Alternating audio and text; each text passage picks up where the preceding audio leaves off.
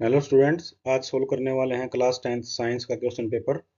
ये official sample paper है, यानी कि मॉडल टेस्ट पेपर है आपका। इसी तरीके से आपका एग्जाम का क्वेश्चन पेपर आएगा।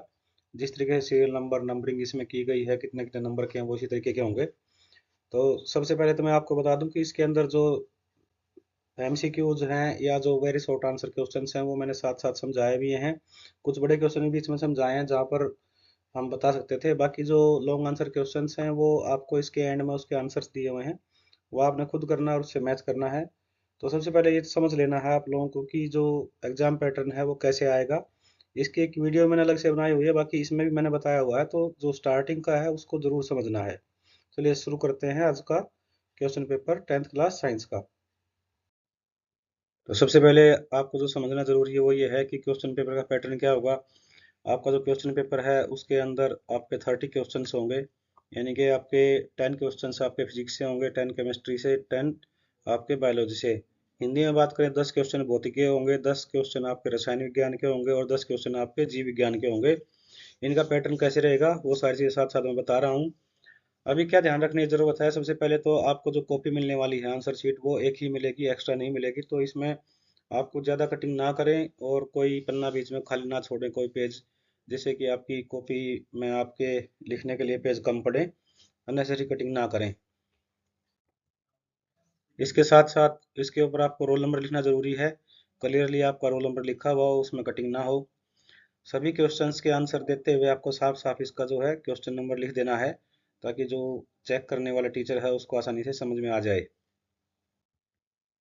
तो स्टार्ट करते हैं। सबसे पहले है हमारा फिजिक्स का, यानी कि भौतिकी विज्ञान का। सो इसमें क्वेश्चन नंबर 1 है, which of the following has milky and cloudy crystalline lens in आई।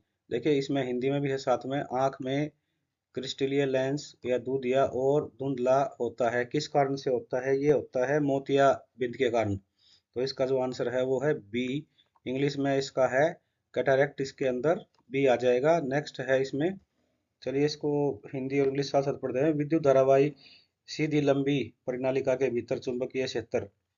अब इसके अंदर चुंबकीय क्षेत्र कैसा होता है, इंग्लिश में देखें पहले साथ साथ।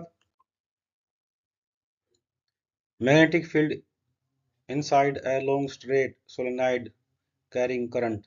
इसके अंदर क्या होता है, हमारा जो होता है कि सभी के अंदर एक जैसा होता है, सभी पॉइंट्स पर एक जैसा होता है। तो आंसर जो है हमारा डी है, सभी बिंदुओं पर समान होगा। नेक्स्ट है इसमें विद्युत ऊर्जा का व्यापारिक मात्रक। तो विद्युत ऊर्जा का जो व्यापारिक मात्रक है, यानी कि जो इसकी कमर्शियल यूनिट है, वो है हमारी KWH। इसकी क्या यूनिट लिखनी है आप लोगों को? KWH। इसके बाद है तार संधि का प्रतीक बनाइए। अब ये आपको फिगर बनाना है, तो फिगर इसमें बना के दिया हुआ है, सिंबल ऑफ वायर ज्वाइंट का। तो ये नीचे आंसर में दिया हुआ है, फिफ्थ क्वेश्चन के अंदर है। इसके अंदर क्या है, दो स्टेटमेंट दी गई हैं आपके अंदर, एक असर्शन है एक रीजन है। हिंदी में अभिकथन और कारण बोलते हैं। आपको इसको पढ़ लेना है, पढ़ने के बाद जो इसका आंसर आता है मैं बता देता हूँ आपको। इसका जो आंसर आएगा फिफ्थ का, वो आएगा इसमें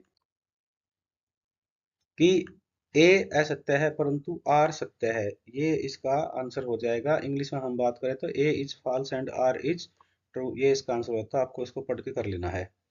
अब आता है question number 6, on what factors does the resistance of a conductor depend.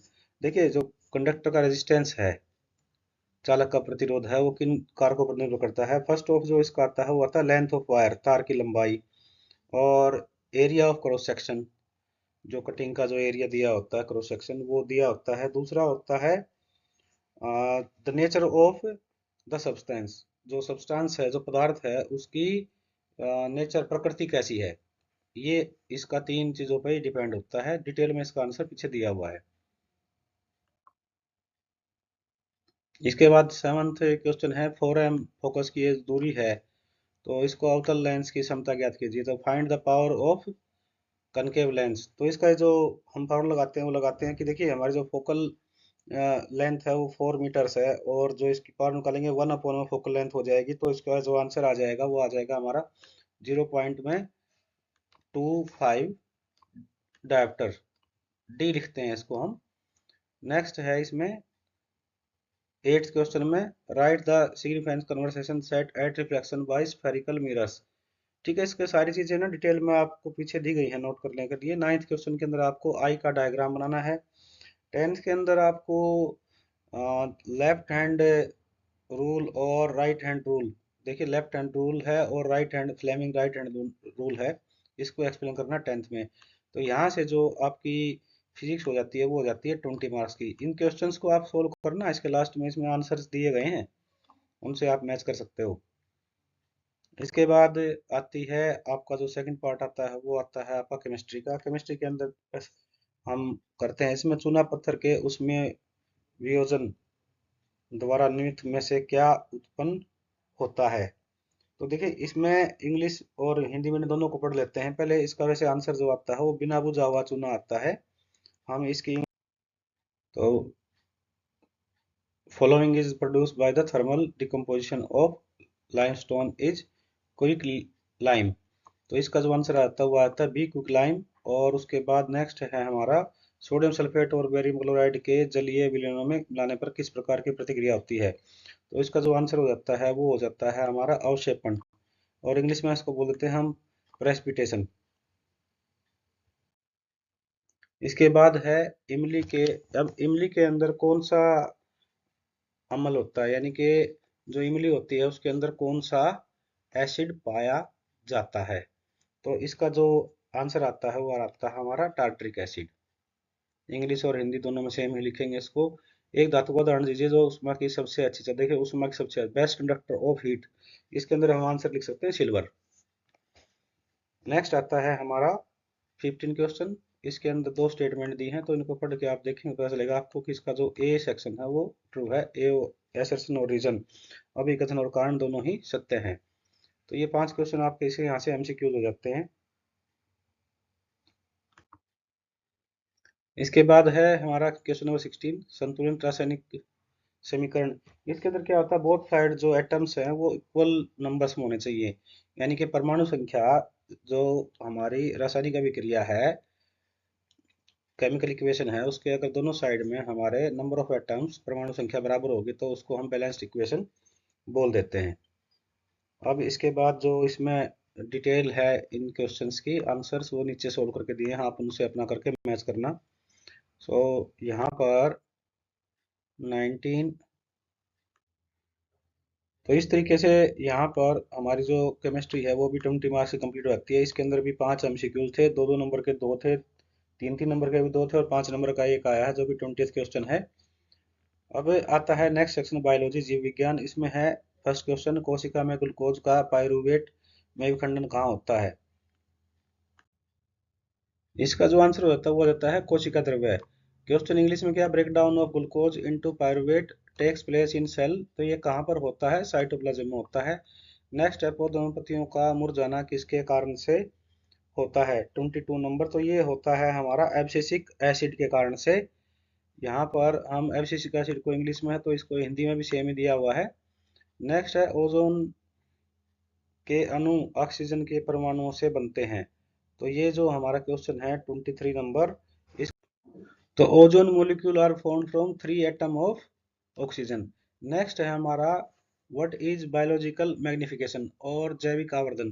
तो इसमें क्या होता है, फूड चेन के अंदर लेवल 1 से लेवल 2 में जब हम जाते हैं तो जो कंसंट्रेशन है वो इंक्रीज हो जाती है, तो उसको हम बोलते हैं यहाँ पर बायोलॉजिकल मैग्निफिकेशन। हिंदी के अंदर हम ये कहते हैं खाद्य श्रृंखला के अंदर एक अवस्था से दूसरी अवस्था में जब जाते हैं या प्रवेश करते हैं तो उसकी रासायनिक सांद्रता बढ़ जाती है। अब ये क्वेश्चन नंबर 26, 27, 28, इन सब के आंसर्स जो हैं पीछे डिटेल में दिए गए हैं, आप सोल्व करके मैच कर सकते हैं। इसके बाद है हमारा 29, ये 3 नंबर का है, ये डायग्राम बनाना है, ये भी डिटेल में पीछे दिया गया हुआ बना करके इसमें मानव हृदय का जो है इसमें बनाया गया है ह्यूमन हार्ट का। और उसके बाद जो है 30th है हमारा, तो इसको भी पीछे हमने एक्सप्लेन करके दिया हुआ है, तो इसको आप मैच कर लेना अपना करके। तो यहाँ से जो कंप्लीट आपका क्वेश्चन पेपर हो जाता है वो हो जाता है 60 मार्क्स का। सभी जो है 20 मार्क्स के इसमें पार्ट्स आए हुए हैं। इसके बाद है नेक्स्ट आंसर्स, मैं एक बार आपको दिखा देता हूँ ताकि आपको मैच करने में आसानी रहे।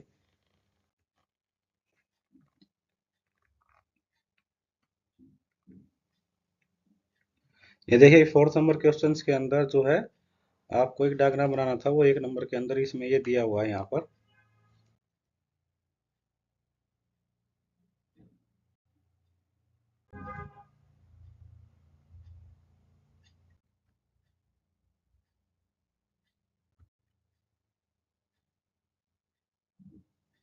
ये ह्यूमन आई का जो आंख का चित्र बनाना था वो डिटेल में दिया गया है। ये आपकी बुक में भी मिलेगा आपको। ये लेफ्ट हैंड और फ्लेमिंग का जो राइट हैंड थंब रूल है वो एक्सप्लेन किया गया है।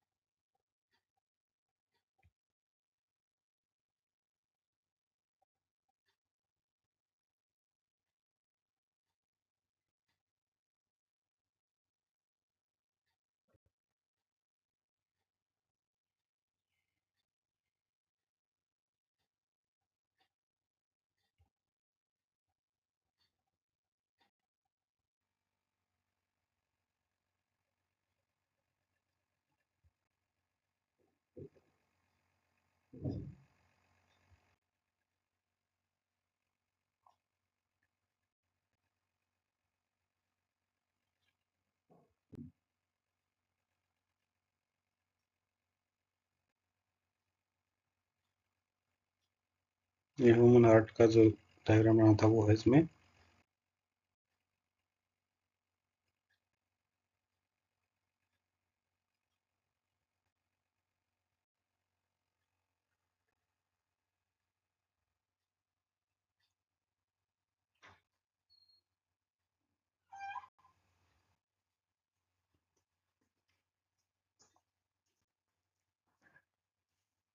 तो थैंक यू वेरी मच।